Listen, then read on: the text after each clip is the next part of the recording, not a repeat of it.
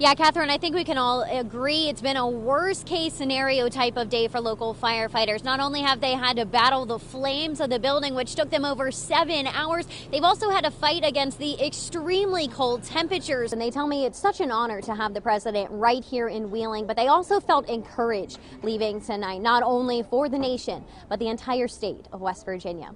Yeah, that's right, Rachel. Good morning. As you can see behind me in these windows here, the halls are dark at Triadelphia Middle School. A similar scene to what we saw nearly a year ago to the day as West Virginians went on strike, actually launching a national movement, and now they're doing it again. Laurie, I'm here on South Wabash Street where police responded to a welfare check around 7:30 last night. When they arrived to the house right behind me, they heard a small child crying. They had to force their way in, and what they found was a 2-year-old all alone in one room and her mother dead in another. But even with the advancement of technology taking over more jobs and foreign countries importing more and more steel into the U.S., nothing is ever said and done in the Ohio Valley. And while former and current steel workers tell me steel will never be what it was, Steel Valley is like a phoenix rising from the ashes. Pennsylvania State Police responded to the scene and found Calabrese with what they believe is a self-inflicted gunshot wound. Well, Rachel, in light of recent scandals that have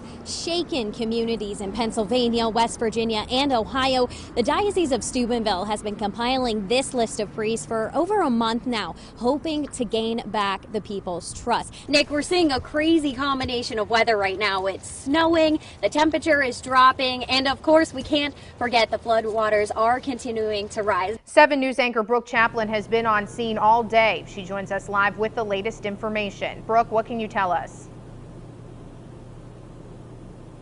Yeah, Catherine, I think we can all agree it's been a worst case scenario type of day for local firefighters. Not only have they had to battle the flames of the building, which took them over 7 hours, they've also had to fight against the extremely cold temperatures, frostbite, wind, not to mention the potential for a chemical explosion because of the ammonia tanks on the property. Now, it did not reach that level. They did not have to have an evacuation. Crews did get the flames and the blaze under control, but it was definitely a long and hard fought process, and it's been all hands on deck all day long. Wheeling Fire Department on scene, Cumberland Trail and St. Clairsville on scene, Martins Ferry, everyone here for over 7 hours trying to fight the blaze. Now, they did set up a 2-block perimeter earlier today that was set up around the area, closing several interstate ramps and nearby streets, and they tell me it was all just to keep the public safe. Good news, everybody was able to escape this fire early this morning. Firefighters are doing okay. It is very frigid out here today. All of 18th Street is just a layer of ice just from the fire hoses. The Public Works Department is here with salt and everything, and once we get cleaned up, they're going to take care of the streets. But just walking on sidewalks is a hazard, not only to the firefighters, but anybody comes around.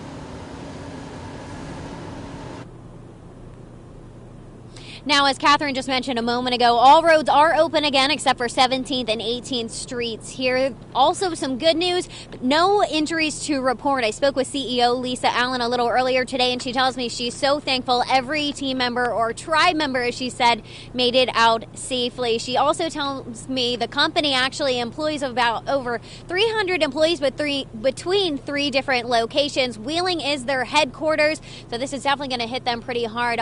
Officers tell me, the building behind me, the office building, is probably a total loss. Now, they're still investigating the cause. Once we know that, we will bring it straight to you guys. But for now, live in Wheeling, Brooke Chaplain working for you. When former prisoners leave the system, they face tough odds. Studies show they're 10 times more likely to end up homeless, not to mention the difficulty of trying to get a job with a criminal record hanging over their heads. I don't like to say it was hard, but it was challenging. And challenging is right. While the simulation is set up like a real-life Monopoly game, national statistics show the process is so challenging, 70% of prisoners released will end up right back here within 3 years. That's why officials in West Virginia have designed a simulation process, giving people the chance to walk in the shoes of prisoners struggling to re-enter society. And here's how the simulation works. Participants are given an identity and a packet of materials, including a life card. The life card explains their criminal background, current living situation, and current job situation. Then they're sent out to navigate their new lives. Even the most basic things. How do I get a driver's license? How do I open a checking account? We have prisoners getting out now if they've never had a cell phone. It's an extremely hard process, and I think people really become aware of the types of issues. We continue with our team coverage. 7 News reporter Brooke Chaplain was in Pittsburgh this evening talking with residents about what happened this morning and the emotional impact it's had on the community. At Squirrel Hill, we always thought we were safe here. A somber day for the city of Pittsburgh as community members mourn the loss of 11 of their own. This was a very emotional thing for me. I'm not Jewish, but I am very close to many people in this community who are, and it's just hit home like nothing. As I walked around talking with neighbors, many shared with me the first moments they heard the news. All they could do was sit, wait, and worry.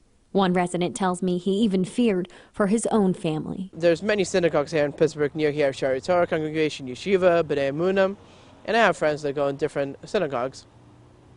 And my dad usually goes to B'nai Emunah, which is the closest one to our house. I thought he was there. I got chills down my spine. Like Sammy, many are shocked and heartbroken over this tragedy. But others tell me they really weren't surprised. I often thought, when is Pittsburgh going to see this? Because there is such a strong Jewish community here, and because in the last few years we have seen a dramatic rise in anti-Semitism, white nationalism, which is very outspoken against blacks and Jews, and I thought this is going to happen. Mackenzie tells me she actually jumped into her car and came down to the area because she felt she needed to pay her respects, a feeling thousands of us share as we remember the Squirrel Hill community tonight. Reporting in Pittsburgh, I'm Brooke Chaplain. Laurie, just about every minute of every day, people are dying from the evils of addiction, leaving behind hurting family members. But one Ohio Valley family has chosen to rise from their grief and help raise the next generation. From heartbroken to hero, meet Karen Hill. When you leave children behind, oh God. On September 12, 2016, Karen Hill's life changed forever. Drugs took the life of her daughter, Chelsea. Now Karen's life will never be the same. You're not supposed to go through this with your children. That's what you want to think. But then my daughter got with the wrong crowd. She was 28 years old when she passed away, you know, and her whole life is gone. After losing her daughter, Karen's chapter in motherhood started all over again.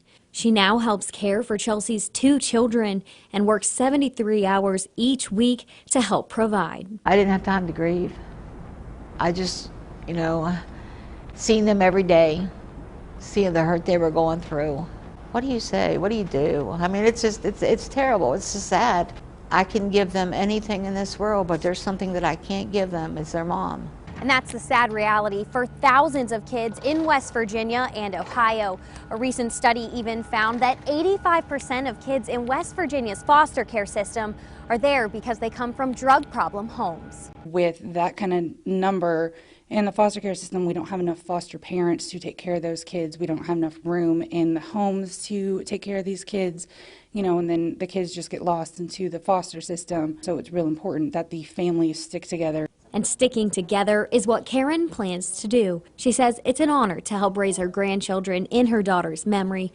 But if she can reach anyone with her story, she hopes to reach parents. Anybody out there that has children who are involved with these drugs, don't be afraid to say something. What took her can take anybody. And if you can take care of them babies, take care of them, because you're all they have. Next week on the Faces of the Opioid Epidemic, we'll take a look at what's being done on the state level to combat this horrible drug crisis. But for now, live in the 7 Newsroom, Brooke Chaplain working for you. Continuing coverage on breaking news this morning, we've received word Rome has accepted the resignation of the Bishop of the Diocese of Wheeling-Charleston, Michael Bransfield. Some new details now on that knife attack on a bus in Pittsburgh. Authorities say the man who was reported earlier to have been the attacker was actually trying to break up the fight. A review of surveillance footage shows he intervened after 2 women started fighting and one pulled out a knife. New this morning, a Harrison County man will be back in court this afternoon for a 3rd-degree felony charge. Jason Groff Hoff is accused of escaping from the county jail and taking off with a village water truck back on June 8th. All new out of Ohio, Attorney General Dave Yost has joined Planned Parenthood in asking a federal judge to postpone information gathering in a legal challenge to Ohio's abortion law. An Ohio police officer shot and killed a suspect in a property damage case after being stabbed in the neck. Brian Dalton of Sugar Creek was responding to a call after a semi-truck traveled through a no-truck zone. After finding the driver, an argument followed where the suspect stabbed Dalton with an unnamed object, and he is now recovering this morning at Akron General Hospital. All new this morning, West Virginia officials say a 38-year-old coal miner has died in an accident. The Office of Miners Health, Safety, and Training says early information shows Adam DeBoard of Craigsville died of head injuries after falling from a high-wall mine. Police in Beckley say they're investigating a report of spying at a Planet Fitness. A member at the gym reported being spied on by an employee while standing in a private room. She claims that employee had access to a recording device as well.